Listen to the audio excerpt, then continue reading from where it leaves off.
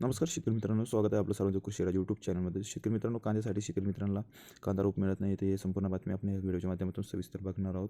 कांद्याचे क्षेत्र वाढल्याने रोपासाठी शेतकरी त्रस्त.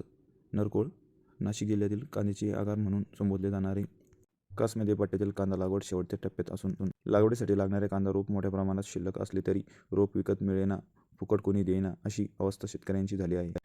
दसऱ्याच्या हंगामात बहुतांश शेतकऱ्यांनी कांद्याची रोपं टाकली, परंतु परतीच्या पावसाने मुक्काम वाढवल्यामुळे रोपांची कोणालाही शाश्वती नसल्याने मिळाले तिथून कांदा बियाणे उपलब्ध करून बियाणे टाकली. मोठ्या मेहनतीने रोपे वाचवली.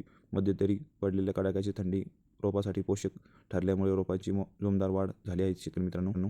त्यामुळे आता लागवड क्षेत्र वाढूनही रोपे शिल्लक आहेत, परंतु रोपासाठी विकत मिळेना, फुकट कोणी घेईना अशी अवस्था निर्माण झाली आहे. मोठ्या मेहनतीने घरगुती तयार केलेल्या बियाण्याच्या रोपापेक्षा शेतकरी मित्रांनो कंपनीच्या अर्थात पुड्यांच्या बियाण्यांना रोपांना मागणी जास्त आहे. रोपे तयार करण्यासाठी तणनाशक, बुरशीनाशक फवारणी करून शेतकऱ्यांनी रोपे तयार केली आहेत. त्यामुळे शेतकरी मित्रांनो, या प्रमाणात आपल्या शेतकरी मित्रांनो लागवडी क्षेत्र वाढूनही रोपांना कोणी विचारत नाही व रोपे शिल्लक पडले आहेत. तर नाशिक जिल्ह्यामध्ये शेतकरी मित्रांनो लागवडीचे क्षेत्र वाढूनही रोपे शिल्लक आहेत. तर आपल्याला जर हा व्हिडिओ आवडला असेल तर व्हिडिओ लाईक करा व चॅनल सबस्क्राईब करायला विसरू नका. अशाच रोजच्या रोज शेतीविषयक माहितीसाठी. धन्यवाद शेतकरी मित्रांनो.